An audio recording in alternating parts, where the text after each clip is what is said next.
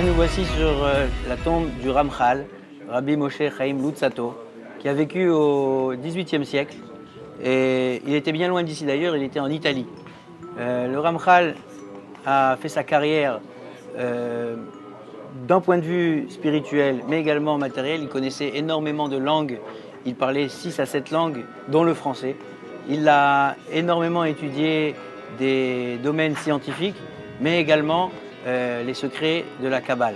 Déjà à l'âge de 17 ans, il connaissait par cœur tous les écrits du Harizal, ce fameux rabbin qui était il y a 500 ans à peu près à la ville de Tzfat.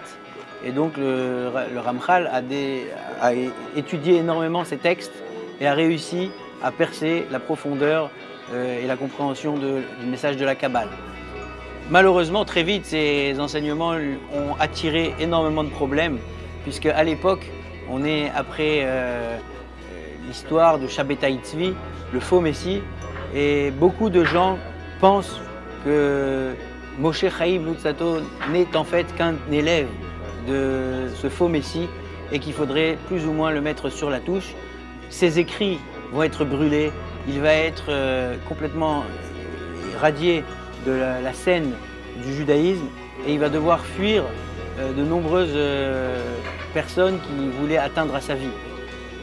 Il va donc se retrouver à Amsterdam et pendant quelques années, il sera attaqué au tribunal rabbinique et il prendra la décision de ne plus jamais rien écrire. Aussi dur que ça puisse être pour lui, il a décidé d'aller au-delà et tout seul, enfermé dans une grotte, alors qu'il était animé d'un souffle divin, il a décidé de composer et de continuer d'écrire. Un des ouvrages qu'on a retrouvé s'appelle le Mesilat Yesharim, les sentiers des hommes droits, dans lequel, comme vous le voyez, c'est très court, mais dans lequel il explique avec beaucoup de précision quelles sont les valeurs, les midotes qu'un homme doit avoir sans rien apporter de nouveau. Le Ramchal, jusqu'à l'âge de 40 ans, va écrire plus de 40 livres et va décider de monter en Israël 3 ans avant sa mort. Il arrive à la ville de Akko et il crée là-bas une synagogue. Et après 3 ans, lui, sa femme et son fils vont être frappés d'une épidémie, la peste, et ils décéderont. À l'époque, il était très conseillé aux gens, aux habitants de Akko, de ne pas se faire enterrer à Akko, puisque la ville d'Akko n'est pas dans les frontières bibliques.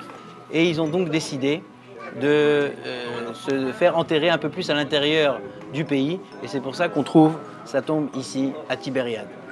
Que vos prières soient exaucées. En tout cas, nous, pour vous, chers auditeurs, aujourd'hui, nous allons réciter quelques prières.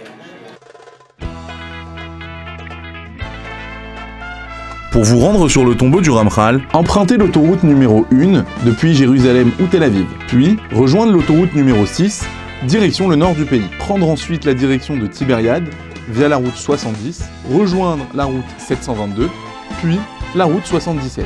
À l'entrée de Tibériade, sur la route 77, au niveau du commissariat, lors de l'embranchement, tournez à droite, Rehov Rabbi Yehuda Hanassi.